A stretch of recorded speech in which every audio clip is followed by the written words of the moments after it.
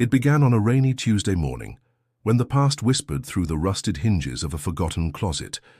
In the far west wing of St. Michael's Catholic Church in San Antonio, where the ceilings sagged and the dust ran thick as confessionals once did, a janitor named Jorge Rivera unlocked a closet that hadn't been opened in over a decade. He was chasing a leak, a routine maintenance call. But what he found was anything but routine. Inside, tucked behind a stack of broken pews and a collapsed mop bucket, was a wooden cane, polished walnut brown.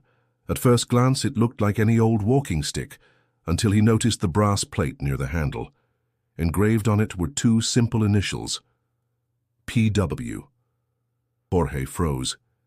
He had heard stories. Everyone in the neighborhood had. About the man who vanished after Mass, the father who never came home, Paul Whitaker. And this was his cane. Within hours, a photograph of the cane was circulating in a small true crime Facebook group. That's where Maria Delgado saw it. Maria was no stranger to the darkness that settled into unsolved cases. A journalist by training, she'd shifted to podcasting after a layoff, launching Buried Echoes, a show dedicated to the forgotten, the misfiled, the cold. The Whitaker case had been one of her earliest episodes, but it always nagged at her, unfinished. Now, 18 years later, it called her back. She arrived in San Antonio 2 days later. The skies were still grey. Paul Whitaker had disappeared on June 4, 2006. A Sunday. He'd attended 10 a.m. Mass at St. Michael's, as he did every week. Known for his punctuality, Paul was seen speaking briefly with the priest after service. Then he walked toward the church garden and was never seen again. No body, no witnesses, just silence. His car remained in the church parking lot. His wallet and keys were never found. Neither was his cane, until now. Maria stood in the church vestibule, the air damp with incense and mildew. She wasn't here to chase ghost stories. She wanted records, access, names, but more than anything, she wanted answers. Before she could meet the current staff, she walked the grounds. The stonework was the same as in the photos from 2006. The benches, though repainted, were in the same places. Even the oak tree near the garden wall remained, broader now, like time had only deepened the church's secrets. The janitor, Jorge, agreed to speak on the record. "I found it just sitting there," he said, eyes darting to the hallway. "Nobody's touched that closet in forever. Honestly, I don't even know who has keys to it." Maria asked how he knew it belonged to Paul. "My uncle knew him," Jorge said he always carried this cane, told me about the initials years ago. When I saw it, I knew. Maria photographed the cane, emailed her producer, and made a mental checklist. If the cane was authentic, and everything pointed to it being so, then someone had moved it after Paul disappeared. Which meant someone, possibly still within these walls, had known exactly where it was all along. She paused near the chapel entrance, her fingers tracing the grooves in the stone column. A place of worship, yes, but also perhaps a vault of silence. As she sat in her rented car that night, rain tapping soft against the windshield, she re-listened to her old episode on the case. Her own voice, younger and less steady, filled the speakers. Paul Whitaker was a creature of routine, the audio said. A devout man, a father, and a veteran.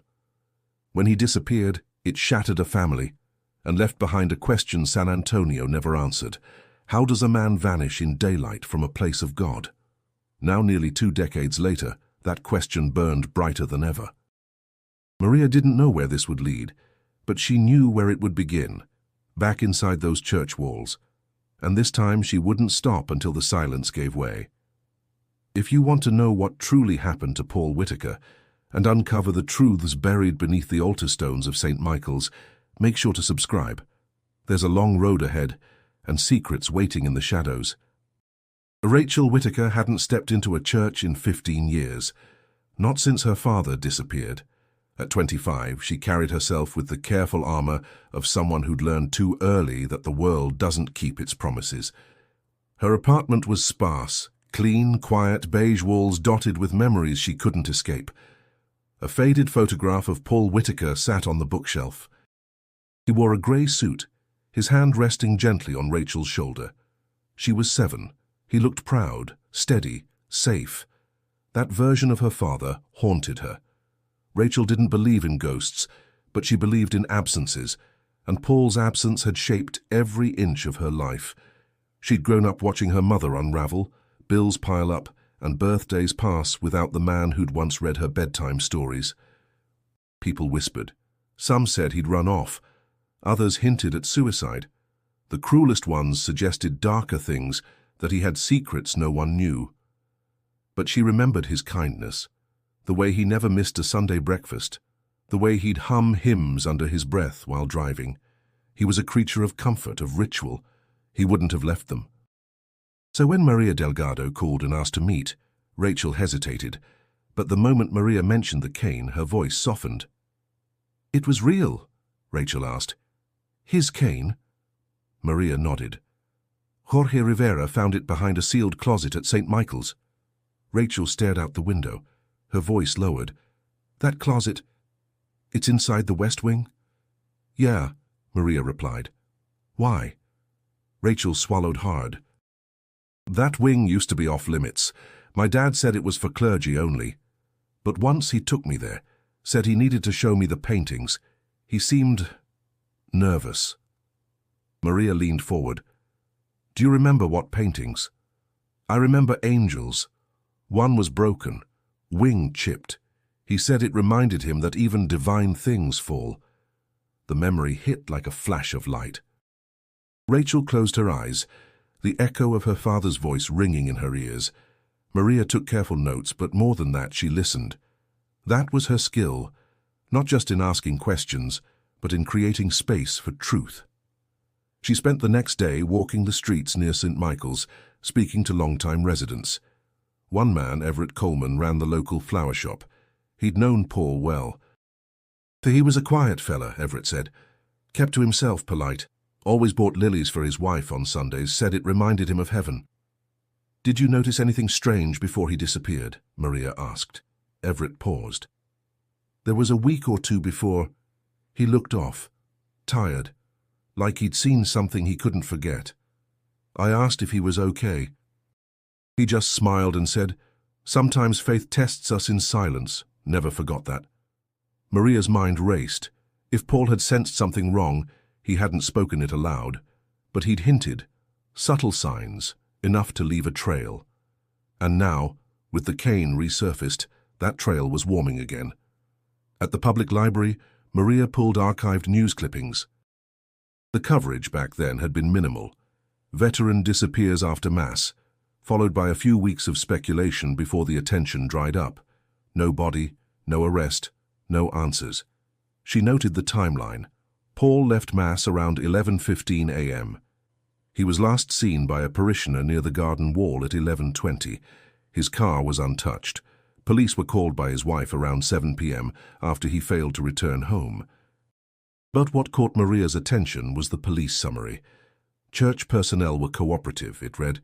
No irregularities noted inside the premises. Surveillance equipment not in operation. Not in operation. Maria marked it.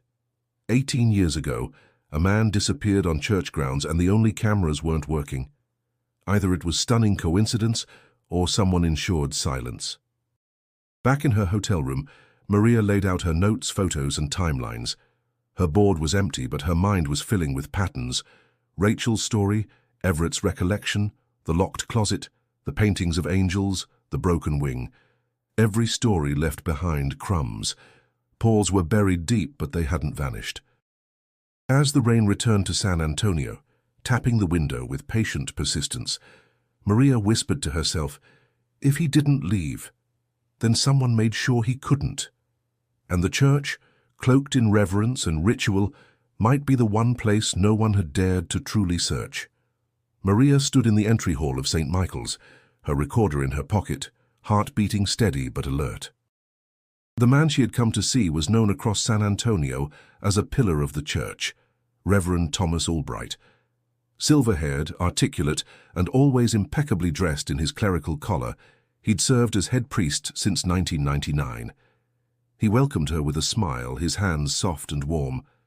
"You must be the one asking about Paul Whitaker." "I am," Maria replied. Do you remember him? I remember every parishioner, he said, some more than others. They sat in his office, wooden crucifix on the wall, a faint smell of old incense and polish lingering in the air. Maria noted the meticulous order, nothing out of place. Paul was a kind man, Albright began, reserved. He didn't talk much after Mass, but I knew he prayed deeply. He was wrestling with something. I could see it in his eyes. What do you mean? She asked. Guilt, perhaps, Albright said. Or doubt. Those are heavy burdens to carry in silence. Maria watched his face carefully. There was no tremble in his voice, but something in his phrasing bothered her.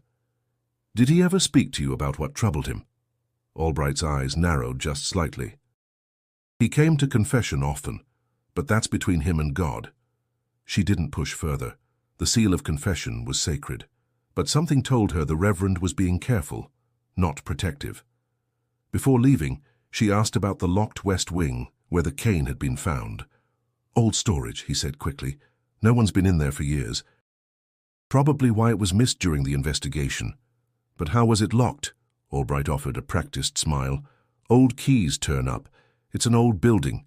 Strange things get lost. Outside the office, Maria met Sister Agnes by chance. A thin woman with gentle eyes and an air of perpetual sadness, she seemed to float through the hallway, rosary in hand. Are you with the press? She asked quietly. Independent investigation, Maria replied. I'm looking into Paul Whitaker's disappearance. The nun stiffened. Some things are best left in God's hands. Even in justice. Agnes didn't respond. But before walking away, she murmured, He came here often, too often, and he asked dangerous questions. Maria turned, but the sister had already vanished down the corridor. Later that afternoon, Maria visited a diner nearby, a favorite of the churchgoers. She asked around, hoping for familiar faces. An older man, Leonard Mackay, agreed to speak over coffee. A parishioner for decades, he remembered Paul vividly. He always sat in the third pew from the front on the left, brought his daughter when she was little. Real quiet type, but not unfriendly. Did anything seem strange before he vanished? Leonard nodded slowly. Now that you ask, yes. A few weeks before he disappeared, I saw him talking with Reverend Albright after Mass. And I don't mean just a friendly chat. They were arguing, not loud but tense. Paul looked scared. Did you hear what it was about? No. But I remember Paul walked out without saying goodbye to anyone. Didn't even take communion that day. First time I'd ever seen that. Maria leaned back in her seat, mind spinning. Paul had been in some kind of turmoil, enough to rattle his faith, enough to argue with his priest. And whatever it was, it happened inside those church walls. She drove back past the church as the sun dipped behind the buildings. St. Michael's loomed against the twilight like a sentinel of the past, its stained-glass windows glowing faintly from within. Maria stopped, stared for a moment, and whispered aloud, What were you trying to say, Paul? Inside her hotel room, she replayed the interview with Reverend Albright. Listened closely for inflections, phrasing, missteps. There was calmness, yes, but also deflection, a practiced stillness that to Maria felt more like concealment than peace. She added the names and notes to her wall of threads. Albright, Sister Agnes, Leonard, the locked wing, the broken angel Rachel remembered. She didn't have a map yet, but the shadows were starting to take shape. Something had pushed Paul to the edge, of faith, of trust, maybe even of life itself. And whatever it was, it lived inside St. Michael's. Maria walked the perimeter of St. Michael's under the weight of a brewing storm, not in the sky, though the clouds were thick and sluggish, but in the ground, in the walls, in the air. The church felt like a vessel of trapped breath, where something unsaid clung to every crevice. She carried with her the original blueprints of the church, found in a city archive. Built in 1902, it had undergone renovations in the 1980s and again in 1994. Most of the public areas were accounted for: sanctuary, chapel, offices, classrooms. But tucked into the far western corner of the plans, she saw something odd. Narrow corridors beneath the sanctuary, labeled only as auxiliary. The current staff denied knowledge of tunnels or crypts, but architecture didn't lie. And if the cane had been hidden behind a locked closet, what else had been sealed off? Maria traced the west wing carefully. The door to the closet had already been relocked since Jorge found the cane. She didn't have access. Yet. Instead, she explored what she could. The hallway outside the west wing had an uneven floor, barely noticeable unless you were looking. One tile near the wall rang hollow under her foot. She marked it. The garden wall was freshly repainted, but behind it ivy curled around rusted hinges of what might have once been a gate, locked, sealed, forgotten. Inside the nave, she stared up at the stained glass. Angels and saints gazed down with painted serenity. And there, above the western entry, was the chipped wing angel Rachel had remembered. Its face was oddly human, pained, watching. Maria snapped photos. Later, she would send them to a conservator for analysis, hoping to uncover dates or modifications. She returned to her hotel that night, more unsettled than ever. The more she looked into Paul Whitaker's disappearance, the more silence she found. Silence in police records, silence in the church, silence in the community. So she tracked down the man who had once tried to break it. Detective Harold Green had retired 5 years after Paul's case went cold. He lived just outside of San Antonio now, in a modest ranch home filled with dusty books and framed certificates. When Maria called, he hesitated, but ultimately agreed to meet. "I don't usually talk about that one," he said as she sat across from him. "Too many loose ends, too much pressure to let it go." "What do you mean, pressure?" He poured 2 cups of black coffee. "The church was cooperative but careful. We got access to most public areas, but never to the private archives or the West Wing. We requested cameras. Turns out they weren't working that week. Electrical issues, and no backup tapes." Maria frowned. "That's convenient." "Too convenient. But without a body, without evidence, there's not much you can do." "Did Paul talk to anyone before he vanished?" Green leaned back. "That's the part that's always stuck with me. A week before, he called the station. Said he had concerns about something he'd seen or heard at St. Michael's. He didn't say what. Just asked to speak with a detective." "Why didn't that meeting happen?" Green sighed. "We scheduled him for the following Monday. He disappeared Sunday." A chill traced Maria's spine. "Did he say anything else?" Green hesitated. "Just one line.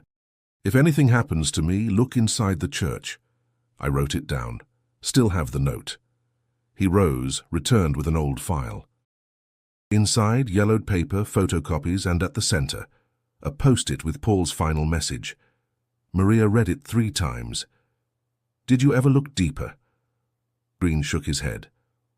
"I tried, but by the time I pushed for a second investigation, I was reassigned. It was made clear to me that some stones shouldn't be overturned." "But now?" Maria asked. "Now," Green said quietly, "I'm tired of regrets." He handed her a copy of the church's old maintenance records, ones he'd kept against protocol. In the margins were notes, mentions of sealed doors, discontinued storage areas, unexplained work orders near the West Wing dated weeks before Paul vanished. Maria tucked them carefully into her bag. The silence around Paul Whitaker wasn't absence, it was architecture. Designed, maintained, reinforced. And now, with Green by her side, she intended to dismantle it, brick by brick. The sound of rain on the detective's porch roof was soft, like fingers drumming on wood. Harold Green sat in his armchair, a man still tethered to the things he couldn't forget. Across from him, Maria Delgado listened in silence, her notebook open but untouched. She wasn't here for quotes. She was here for what lingered behind them. "I've seen a lot of cases," Green began. "Murders, fraud, disappearances. You learn to let most of them go, but not this one." He stared out the window, the past moving behind his eyes. "Paul wasn't just another file. He was a father, a veteran. He came in once, quiet, respectful. Said he had a feeling someone was watching him. Said he'd found something that didn't sit right." Maria leaned forward. "What was your impression of him?" Green didn't hesitate.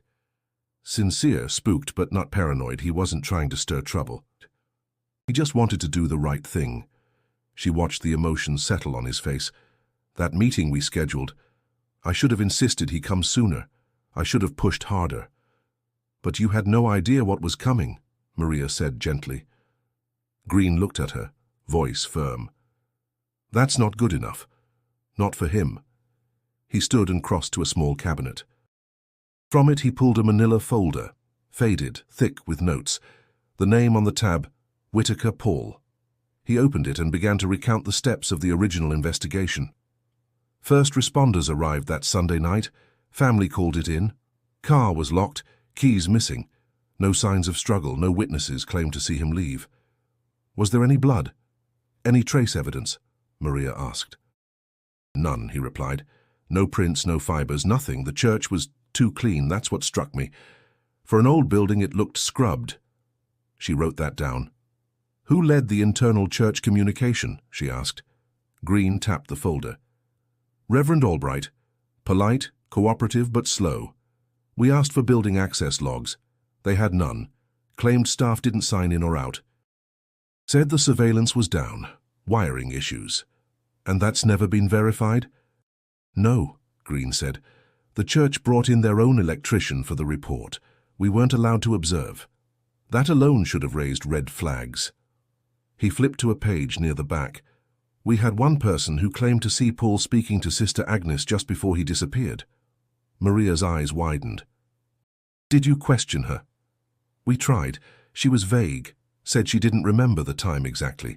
Said Paul looked distracted. Nothing useful, at least not back then. Maria frowned. But you believed there was more. Green nodded. She knew something. Her eyes gave her away. But it was like trying to catch mist. No concrete lead, no authority to press further. He paused, staring at the floor. What finally shut the case down? He hesitated. Pressure from upstairs, not from SAPD, but from City Hall, quietly. Subtle hints to redirect our focus. Other priorities, other cases. Because of the church? Because of who funds the church, who attends, who donates. Maria absorbed that in silence. Green looked back at her. I didn't walk away because I didn't care. I walked away because they made sure I had no options. They took me off the case 3 weeks after Paul vanished. And since then? He shook his head. No updates, no new leads. Just that damn empty file, reminding me every year what we didn't do. Maria stood and walked slowly to the photos spread across the coffee table. One caught her eye. Paul smiling at a church event, arm around a younger Rachel. His cane, recognizable now, leaning against his knee. He didn't run, she said quietly. He didn't vanish by choice. No, Green agreed. He was silenced, and they did it well. Maria turned back to him. If you had one more chance, one more opening, would you take it? Green didn't blink. I've waited 18 years for that opening. Maria nodded. Then let's start again. She took the folder and stepped out into the storm. The wind smelled of copper and wet stone. Green watched her go, and for the first time in nearly 2 decades, he felt the weight shift. The past wasn't dead. It had just been waiting for the right person to knock. The back office of St. Michael's smelled of dust and resignation. Jorge Rivera, the janitor, had agreed to let Maria explore the old storage basement unofficially. She didn't ask too many questions about how he got the key. She only brought gloves, a flashlight, and resolve. At the far end of the room, behind crumbling hymnals and obsolete communion trays, sat several battered boxes marked Archive Audio. Inside were stacks of old cassette tapes, many unlabeled, some partially melted from heat or moisture. The smell of mildew hit like a wave. She carried the most intact box to her hotel room, where Green had already set up a borrowed tape player. Let's hope they haven't disintegrated, he muttered. One by one, Maria loaded the tapes. Most were mundane, sermons, choir practice, confessionals where the microphone picked up muffled voices but no names. They documented the rhythms of church life, but also something stranger. The older the tape, the more distorted the audio, as if time itself had corroded not just the sound but the clarity of memory. Then came a tape labeled only with the date, 05/28/06, 1 week before Paul vanished. Maria pressed play. The quality was rough. Background static crackled, a cough, a long silence. Then, Paul's voice. "I don't know what to do, Father." It was unmistakably him. Strong, trembling slightly, vulnerable in a way Maria hadn't expected. "I've seen things. I stayed late one night to pray. I wasn't supposed to be there, I know that. But I heard voices below the altar. Not prayers, not Latin, something else." A pause. "I followed the sound. There's a door behind the sacristy, one I've never seen before. I watched someone go through it. It was locked when I tried. But I recognized the man. I shouldn't say his name, but he wears the collar." Green leaned forward, jaw tight. Paul's voice continued, lower now. "I think something's happening inside this church. Something wrong. I don't know if it's criminal or spiritual, but I feel it. The walls feel heavier. The air shifts when I pass certain rooms." He exhaled sharply. "I know this sounds insane. Maybe I'm losing my grip. Maybe war messed me up more than I thought, but I feel watched even now." A long pause, then a whisper. "If I disappear, Father, promise me someone will listen to this." Click. Tape ends. Maria sat frozen. "That's his confession," she whispered. "He was warning them, begging for help." "And someone heard it," Green said darkly. "And made sure no one else did." Maria stared at the tape in her hand like it might burn through her skin. If Paul had found a secret entrance in the church, one that led to... what? A hidden room? A gathering? The implications were enormous, and more than that, he identified a priest as involved. But he hadn't named him, not directly. "Do you think it was Albright?" she asked. Green didn't answer. He didn't need to. They listened again, this time noting every inflection, every gap. Paul hadn't sounded mad or erratic. He sounded like a man at the edge of belief, terrified of what he'd seen, but more terrified that no one would believe him. Maria catalogued the tape, photographed it, and locked it away in a metal box beside her laptop. The weight of Paul's voice lingered. The next morning, Maria called Rachel. "I found something," she said. Rachel didn't speak for several seconds. When she finally did, her voice was small. "Is it his voice?" "Yes." "Can I hear it?" Maria hesitated. "It's heavy." "I need to hear him," Rachel said, "even if it breaks me." Maria promised she'd bring it to her the next day. As she ended the call, she looked again at the timeline on her wall. The week before Paul vanished, he left behind not just a warning, but evidence. And someone had buried it with purpose. Whatever Paul heard, whatever he saw, it was enough to seal his fate. But now his voice was rising again, through static, through time, through the walls that once tried to silence him. And Maria wasn't going to stop until she followed that voice to the end. Rachel Whitaker had avoided St. Michael's for 18 years. She'd passed by it once or twice, seen the steeple rise above the trees like a memory sharpened into stone, but never stopped, never looked inside. Until now. She stood before the church's front steps, arms folded, jaw tight. The morning sun glinted off the stained glass windows. Nothing had changed, and that was the part that hurt the most. The same doors that swallowed her father still stood, still welcomed. Maria waited beside her, letting the silence breathe. "You don't have to go in if you're not ready," she said. "I'm ready," Rachel answered. "I want to remember what they hoped I'd forget." They stepped through the threshold together. Rachel's eyes swept the nave. Her breath caught at the sight of the third pew, her father's pew. He always chose the end seat, left side, close enough to see the altar, far enough not to be seen. "He brought me here every Sunday until I turned 7, she whispered, "even when I didn't want to come. He'd say, 'Faith is a muscle, it only grows when it's tested.'" She walked slowly toward the west side, stopping beneath the chipped wing angel. "I used to stare at that during Mass," she said. "He told me that statue reminded him no one is perfect, not even the angels." Maria followed her gaze. "That's what he said when you visited the West Wing?" Rachel nodded. "Yeah. He showed me this side hallway, said there were paintings no one else saw, but now I think he wasn't showing me art, he was warning me." They moved down the west corridor, where Maria had previously examined the sealed closet. Rachel ran her fingers along the wall. "He looked different that day," she said. "I remember his hands were shaking. And after we left, he told me not to mention we went back there, said it could get someone in trouble." I didn't understand then. Maria took notes carefully, heart pounding. "I think he already knew he was in danger," Rachel added. "He hugged me tighter that night than usual, asked me to pray for him. That wasn't normal." They sat together in the garden courtyard afterward. Rachel stared at the bench near the old oak tree. "This is where he always waited after Mass," she said, "until my mom picked us up." Her voice shifted, but the last time, he wasn't sitting. He was standing near the back wall, facing someone, a man in black. Not a priest's robe, something else. They weren't yelling, but I could feel tension. I asked him who it was later. He said, "Someone I trusted once." Maria's pen froze. "Can you describe him?" she asked. "I don't remember his face," Rachel said, "but he had a scar under his left eye. Thin, like a cut that never healed." Green, listening nearby, stepped forward. "There was a maintenance supervisor with a scar like that back in 2006, he said. Name was Victor Reyes. Worked part-time, mostly nights." Maria's eyes sharpened. "He ever questioned?" "Barely," Green replied. "Church said he left the job 2 weeks before Paul vanished.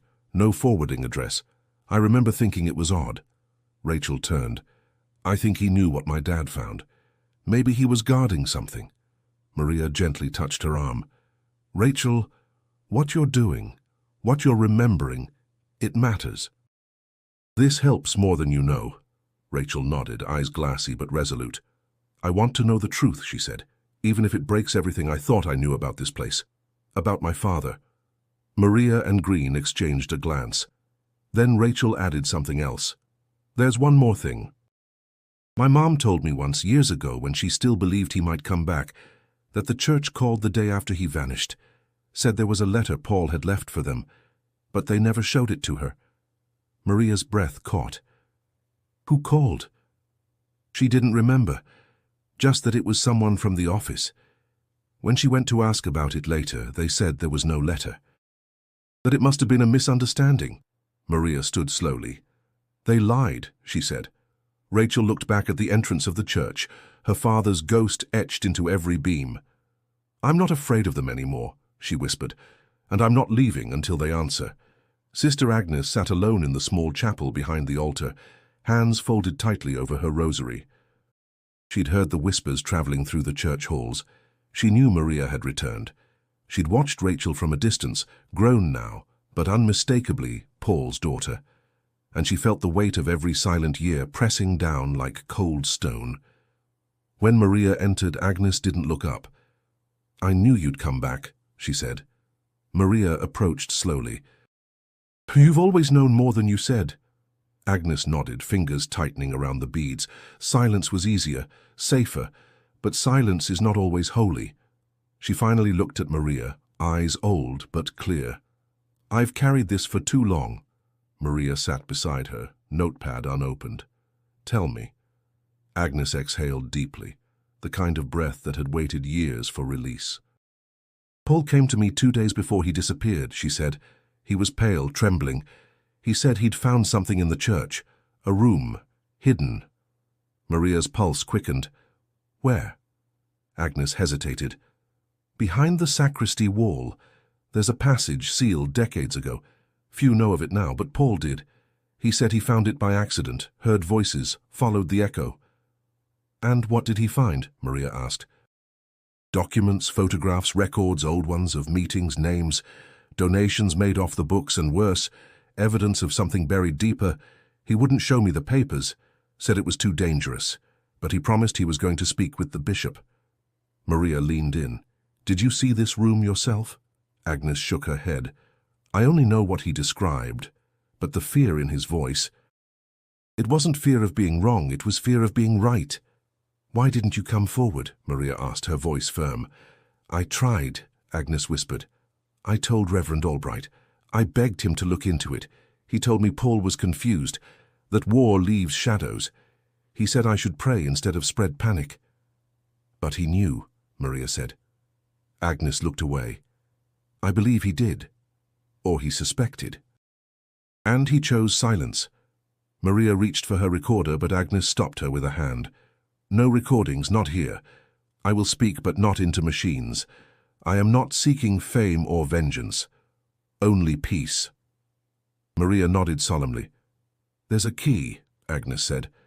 To the old vestry storage, the one beneath the west wing. No one's used it since the renovations in the 90s. I kept it hidden in my copy of Imitation of Christ. She pulled a small brass key from her sleeve and placed it into Maria's hand. I don't know what you'll find. But if Paul's spirit still walks these halls, it's because that room has never been opened. Maria's hands closed around the key, heart pounding.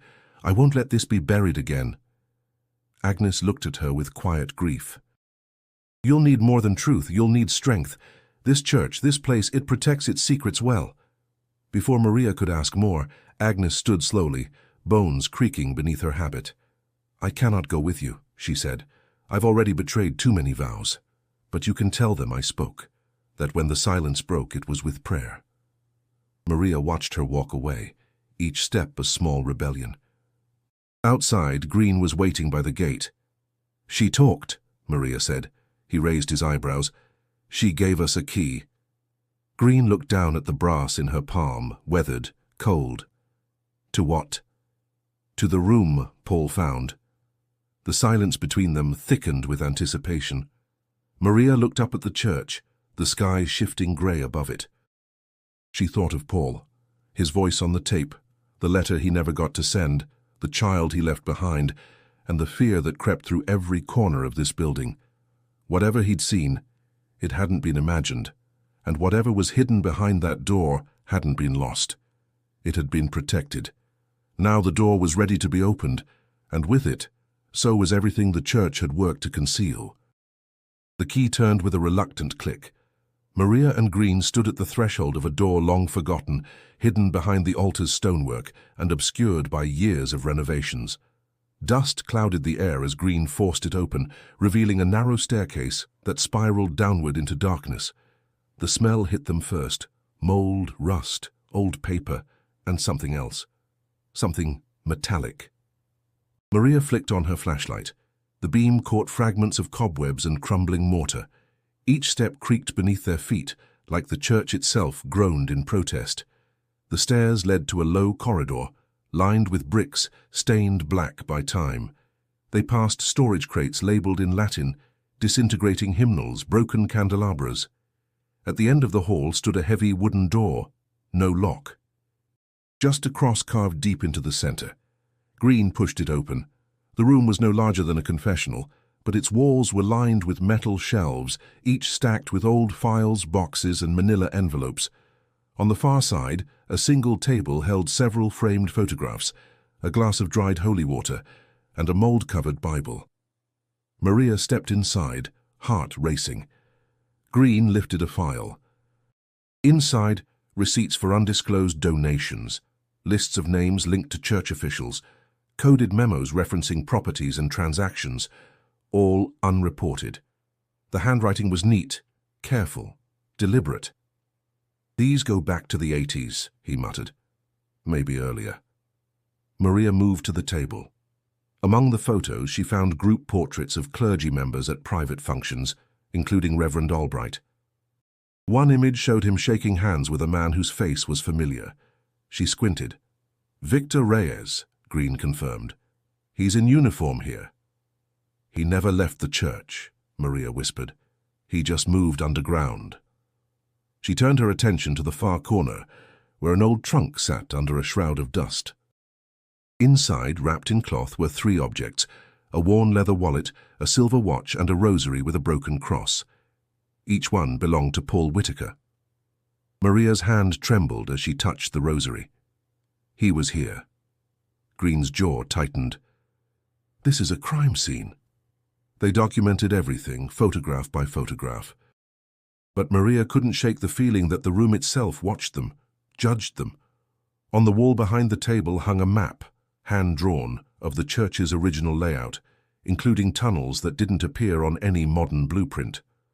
Notes in red ink, detailed access points, security floors, maintenance schedules. This was a control room, Green said, not for faith. For leverage. Maria opened one more envelope. Inside, a letter unsent written in Paul's handwriting. It began with, "To the one who finds this. No, I never meant to disappear." She read aloud, her voice soft but steady. "I feared I'd stumbled onto something I couldn't carry. But silence would be worse. I've documented everything I could. If you're reading this, I may already be gone. But let Rachel know I never stopped loving her. Let her know I stayed because I thought the truth mattered more than my safety." Tears welled in Maria's eyes. Green cleared his throat, but his voice cracked. He knew. He died trying to protect the truth. They stood in silence, surrounded by the cold breath of decades-old secrets. Maria looked up at the ceiling. "How long have they kept this hidden?" Green shook his head. "Long enough to believe it would never surface." But it had. And now, the room they never wanted anyone to find had revealed its testimony. Maria packed the photos, the letter, and Paul's belongings into a sealed evidence bag. She kept the rosary in her coat pocket. As they ascended the stairs, the air seemed lighter. Or maybe it was just resolve rising in her chest. Back in the sanctuary, the morning light filtered through the chipped wing angel. Dust danced like ash in its glow. Green placed a hand on Maria's shoulder. "What do we do with this?" Maria answered without hesitation. "We show the world." Paul had buried his truth in the darkest corner of a sacred place. Now, 18 years later, it had a voice again. And nothing, no bishop, no oath, no stone wall, was going to bury it twice. Reverend Albright didn't flinch when Maria and Green arrived unannounced. He stood behind his desk in the rectory office, dressed in his usual black cassock, hands clasped calmly before him. The light through the stained glass painted his shoulders in fractured color. Maria laid the sealed evidence bag on the table. He looked at it, then at her. "What is this?" "You already know," Maria said. Green spoke next. "The hidden room beneath the west wing, the one Paul Whitaker found. We've seen it. We have documents, financial records, photographs. We found Paul's wallet, his watch, his rosary." Albright's expression didn't change, but his hands tightened. "I don't know what you think you've uncovered," he said, "but the church is full of old stories, forgotten things. Not all of them mean what you assume." Maria leaned forward. "We found a map, with your handwriting, detailing access points, names, movements, Victor Reyes, Father Leland, others. Are you going to tell me those were just spiritual exercises?" Albright's voice remained steady. "You trespassed. That room was sealed for a reason." Green narrowed his eyes. "Because it held the truth." "Because it held confusion," Albright countered. "Misunderstandings. Paul was unwell. He suffered. He was obsessed." "Obsessed enough to hide his own rosary in a trunk?" Maria asked. "To leave behind a letter in which he names the church as his deathbed?" Albright finally looked away. A long breath escaped his lips. "I tried to help him," he said, quieter now. "I did, but he wouldn't stop digging. He thought he was saving us, but he didn't understand what he'd touched." "What did he touch?" Green asked. Albright turned toward the window. "Power, influence, not just mine, above me, beyond this diocese. I warned him. He wouldn't listen." Maria's voice sharpened. "So you silenced him?" "No," Albright snapped. "I protected him. From himself. From what would have come for him." Maria took a step closer. "You're lying." Albright's shoulders tensed. "If I were lying, you'd never have found that room." "Someone made a mistake," Green said coldly. "Or someone grew tired of covering for you." Albright turned back to them, composure cracked. "You have no idea what that discovery will do. To this church, to this city." Maria's gaze didn't waver. "You should have thought of that 18 years ago." For a moment, silence filled the room, thick, reverberating, sacred and shameful. Then Albright straightened. "Leave now," he said. "Whatever you think you have, it won't matter in the end." Green stepped forward. "You're being investigated by the diocese, as of this morning. We shared the evidence with Bishop Renner." That got a reaction. Albright blinked. His lips parted slightly. "You shouldn't have done that," he said. "Maybe you shouldn't have buried a man's death in the walls of your church," Green replied.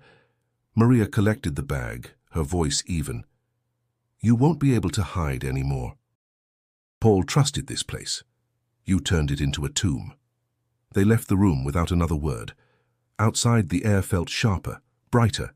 Maria exhaled, her hands trembling. Green walked beside her in silence until they reached the parking lot. "He's scared," he said. "He should be." Later that day, the Archdiocese issued a statement. Reverend Thomas Albright was placed on administrative leave pending internal review. The statement made no mention of Paul Whitaker, nor of any documents found. But the walls were cracking. Journalists began calling Maria. Anonymous sources leaked whispers of corruption, of buried histories long suppressed. Maria didn't speak to the press, not yet. She sat alone that evening with Paul's rosary on the table beside her. She turned it over slowly, linking each bead to a question. Why Paul?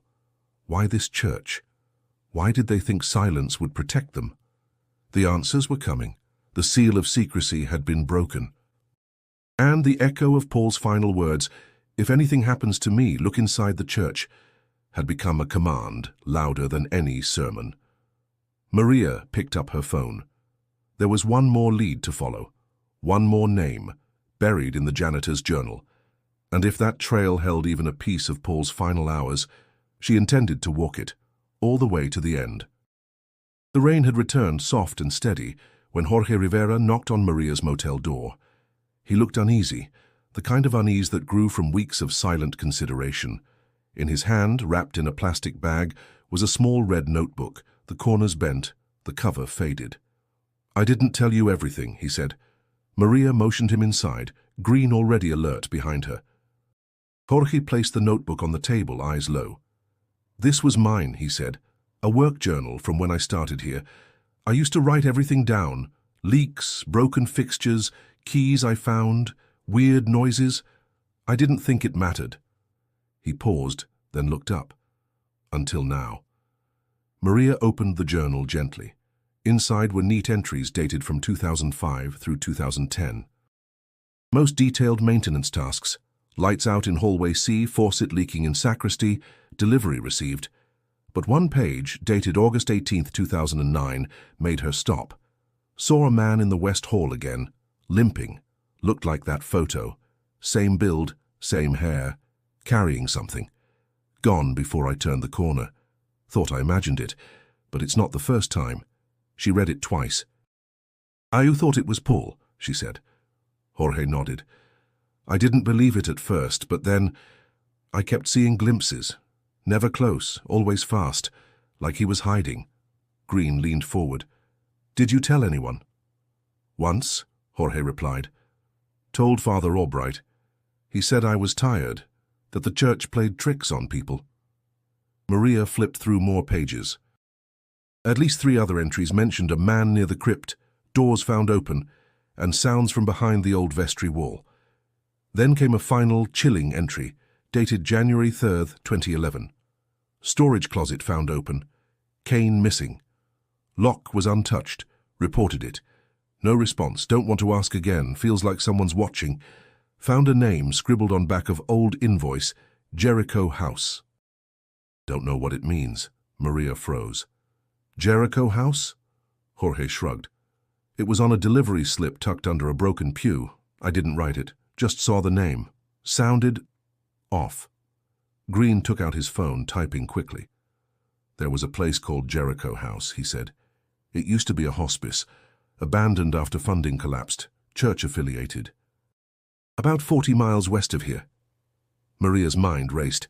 If Paul wasn't killed immediately, if they kept him somewhere. Green's voice was grim. "Then that place might be the key." Maria looked back at Jorge. "Why bring this to me now?" His voice was soft. "Because when I saw the photos, Paul's Kane. I realized I couldn't keep pretending I hadn't seen what I saw." She reached across the table, placing her hand gently over the journal. "You did the right thing." That night, Maria and Green went through every page. The entries were methodical, honest, mundane, until they weren't. The man Jorge described wasn't a ghost. He was deliberate, moving in shadows, leaving no trace, but real. And if Paul had been alive in 2009, 3 years after his official disappearance, then the scope of the cover-up was larger than anyone imagined. Maria printed maps of the area surrounding Jericho House. She researched its history, built in the 1950s as a Catholic care home, closed in 1997, listed under a real estate shell corporation with ties to the diocese. Everything pointed to concealment. Isolation, she called Rachel. "We found something," she said. "A place." Rachel's voice was quiet. Is it possible he was alive?" Maria didn't answer right away. "I don't know, but if he was, we're going to find out." Rachel didn't cry. She only said one thing before hanging up. "Bring him home." The next morning, Green packed his badge, Maria packed her recorder, and together they traced the road west, toward Jericho House, toward what might be the end of the silence, or the beginning of something far worse. The road to Jericho House wound through dry fields and skeletal trees, the landscape brittle under the weight of silence. The building stood alone on a hill, cloaked in vines and rot, its stone facade cracked like an old face weathered by decades of secrets. Maria and Green stood at the rusted gate, hearts thudding. "This place hasn't seen life in years," Green murmured. "Or maybe it saw too much," Maria replied. The gate creaked open. Inside, the air was still. Windows were boarded up, and the outer walls bore signs of decay, graffiti, moss, splintered wood. But beneath it all, the foundation remained, solid, watching. Maria used her flashlight as they crossed the threshold. Inside, the hospice smelled of mildew and trapped memories.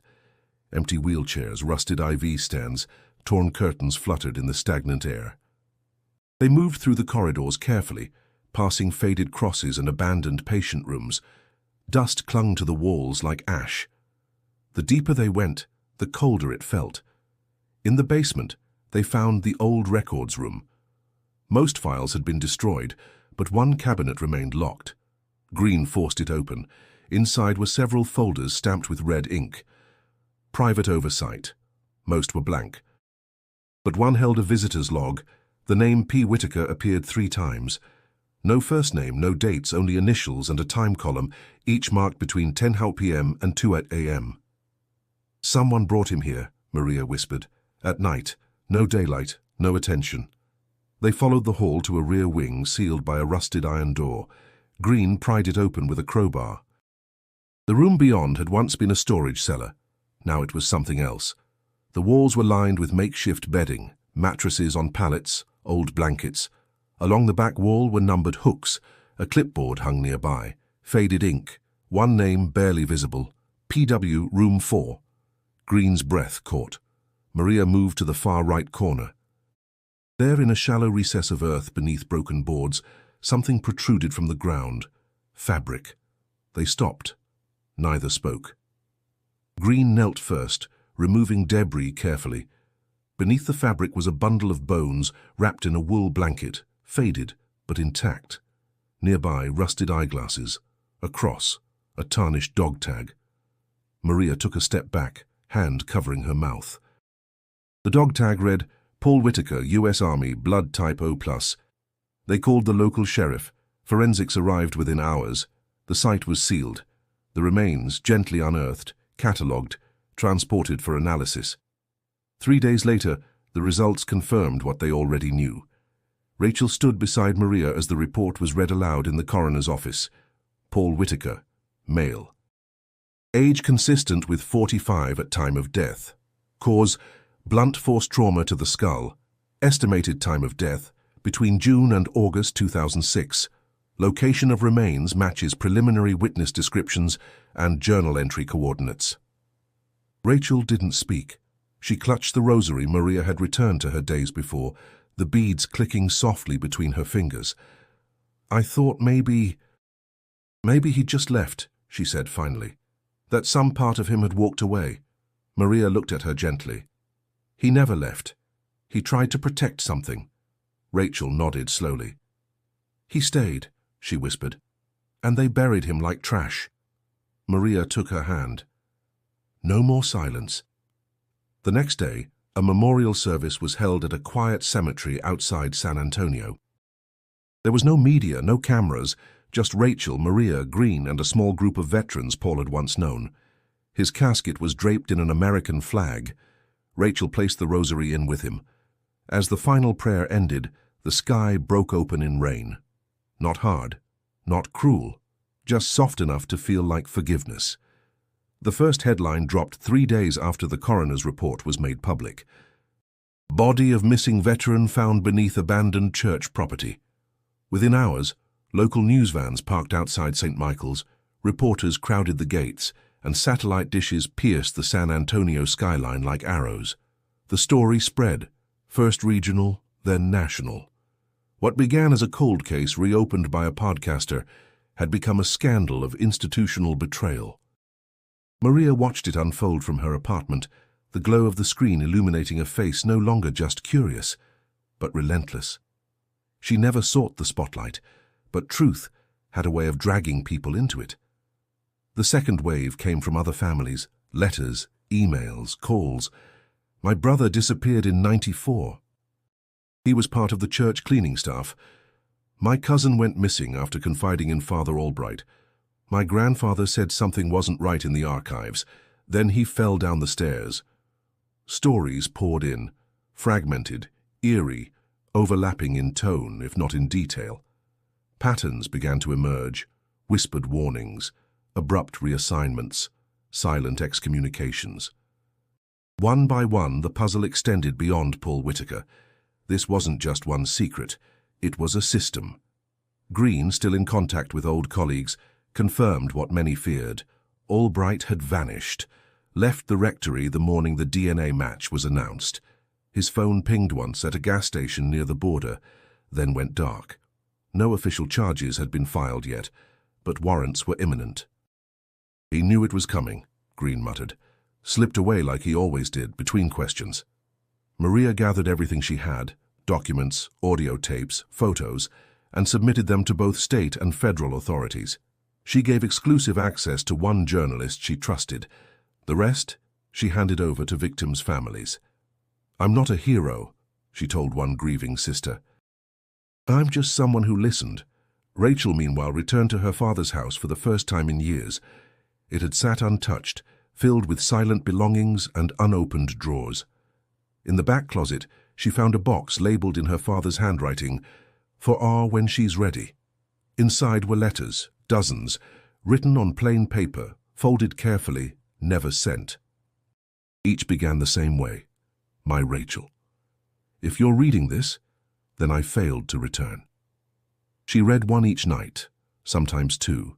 She learned his fears, his suspicions, his guilt for surviving war, and his faith in her strength. She began scanning them, uploading excerpts to a private blog Maria helped her build. Soon readers reached out, not just to offer condolences, but to share their own burdens. Maria's podcast episode, The Man Who Stayed, broke a national streaming record in its first 48 hours. But the moment that shattered the walls came from inside the diocese. A junior archivist, spurred by the investigation, leaked internal memos. One email, sent in 2007, read, "Ensure the West Wing is sealed permanently. No further access authorized. The matter is closed. TA, TA." But Thomas Albright. The backlash was immediate. Protests formed outside the Archdiocese office. Investigations reopened in 3 states. Clergy were suspended. Some stepped down. Others disappeared. Anonymous sources cited pressure from wealthy donors and threats from legal teams. But it was too late. The seal had broken. Maria didn't celebrate. She barely slept. She recorded interviews, met with victims, tracked legal motions. She wasn't chasing a story anymore. She was preserving testimony. On a quiet afternoon, Sister Agnes contacted her again. "I've received letters," she said, voice hushed. "Some are kind, others not." Maria asked if she felt regret. "I feel freedom," Agnes replied. "I told the truth before my time ran out." "That's more than most ever do."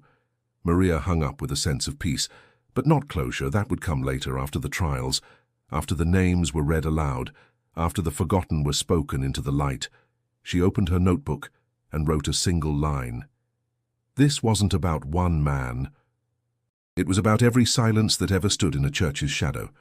And in the silence that followed, she heard Paul's voice again, still calm, still brave, still waiting to be heard. The letter arrived in a padded envelope with no return address. Rachel found it in her mailbox on a Thursday morning, postmarked from San Antonio.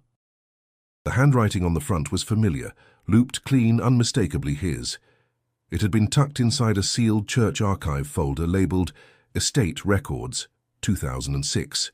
A clerk sorting files for audit had spotted her name and forwarded it. The envelope trembled in her hands. Inside was a single page, yellowed slightly with age, but intact. Her name was written at the top in large letters. Rachel. She called Maria before opening it. "I can't do this alone," she said. They met at the park where the trees had started to bloom again. Green joined them, standing quietly to the side. Rachel unfolded the page. The handwriting was shaky but deliberate.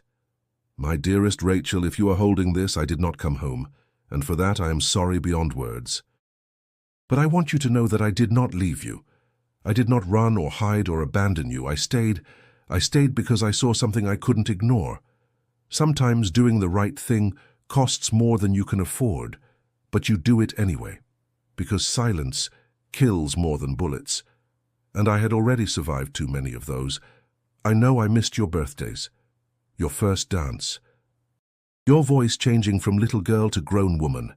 I missed it all, but I never stopped loving you, not for one moment. I hope you're strong. I hope you found laughter again, and I hope you forgive me for not being there to see you become who you are. This letter is my last confession. Not to God, to you. I was afraid, but not of death. I was afraid that no one would believe me, that the truth would die locked behind stone and ritual, that my name would vanish and all that remained was a rumor. But I believe in you. I always have. Keep walking forward. Keep telling the story.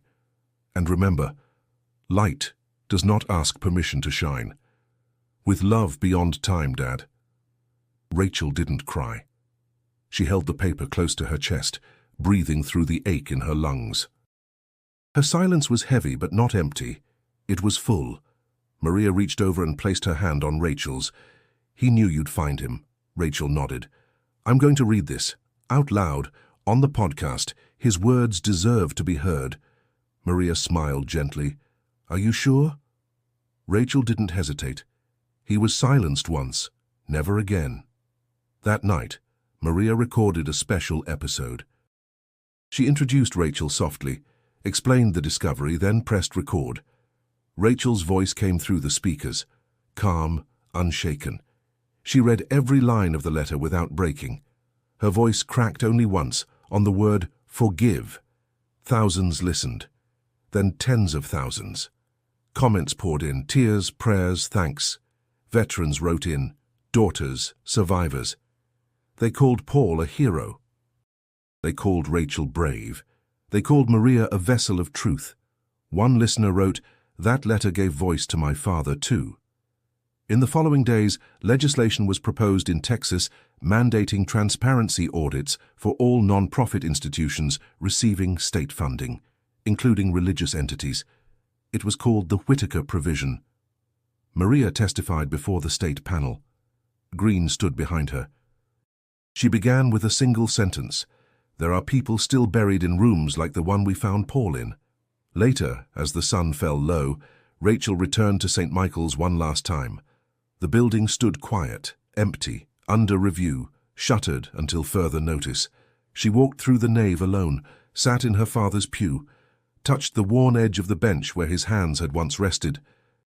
Then she stood, walked to the altar, and placed a single lily beside the chipped-wing angel. She whispered, "You're free now." Outside, the wind moved through the trees, and somewhere, in the weightless places between memory and mercy, Paul Whitaker's voice was still speaking, and this time, everyone was listening. The grass was soft beneath their feet. Paul Whitaker's final resting place sat beneath a modest headstone carved in simple granite. It bore his name, his birth and death dates, and one line chosen by Rachel. He stayed. The funeral had passed weeks ago, but the visits hadn't stopped. Veterans came, locals came. A teacher who remembered his quiet kindness, a nurse who once saw him hold his wife's hand during chemotherapy. Rachel visited often, always alone. Sometimes she brought flowers, other times just silence. Today she brought something else, a letter from another daughter, one who'd heard Paul's story through the podcast. Maria stood a few steps behind, watching her friend lean into healing. The story was no longer theirs alone, it had grown. Maria had since released a full-length investigative series detailing every stage of Paul's case, from the cane to the confession tape to Jericho House. It sparked new investigations across the country. Whistleblowers came forward, advocacy groups formed. The ripple had become a wave. Green had returned to work, not with the department, but as a consultant for missing persons units. He now trained young officers on how to read between the lines of silence. He often quoted Paul, "Light does not ask permission to shine." Rachel started a foundation, the Whitaker Voice.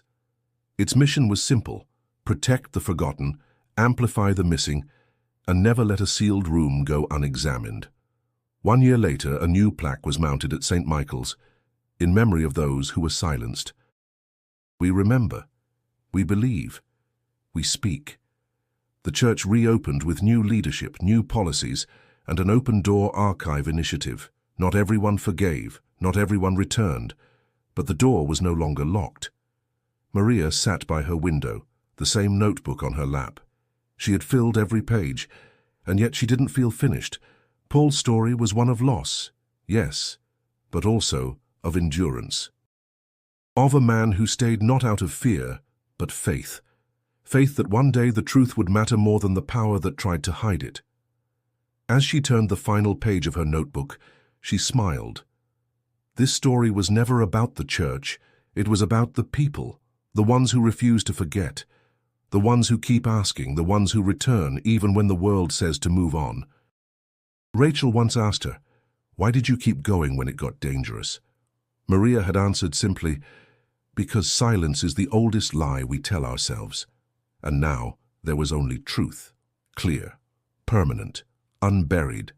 So if this is the first time you've heard Paul Whitaker's name, know this: he wasn't a symbol, he wasn't a headline, he was a father, a veteran, a man of faith. And when the shadows closed in, he chose to stand. He chose not to look away. And because of that choice, a chain of silence was broken. Because of his courage, others now speak. Because of his voice, you heard this story.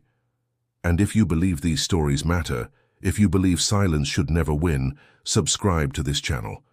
We uncover truths others leave behind. And Paul's story is just one. There are more. Waiting. If you're still with us now, we invite you to click the video on your screen. Another journey, another name, another voice rising through the dark. Because this is only the beginning.